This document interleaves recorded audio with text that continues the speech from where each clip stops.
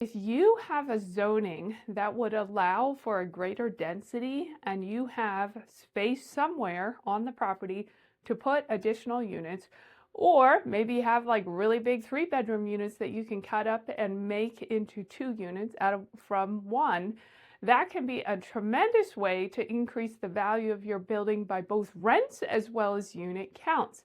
So the key here is the zoning, because a lot of municipalities will state that the zoning's allowed a certain density, and once you've reached that, no more. There is, however, a lot of properties that have a pre-existing non-conforming use. So a great example of this would be where there's an apartment building that's in the middle of a regular residential neighborhood. That building was probably built before there was zoning in that place, so it's considered a non-conforming pre-existing use.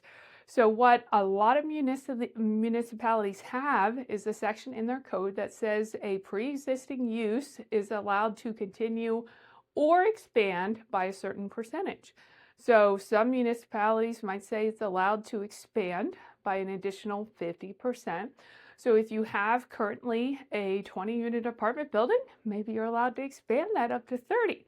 So make sure you look at the zoning and understand what it says. And keynote here, sometimes the zoning officers really kind of tell you what they wanted to say versus what you're legally allowed to say.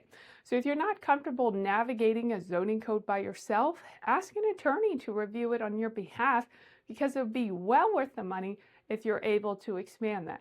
Sometimes also you could ask for a variance, which could be something like if you have a whole bunch of parking on your property that's not being used, you might be able to ask for a variance to decrease the parking that's not being used and add some more units there. Or maybe you can rent those parking spaces instead of allotting them just for your apartments.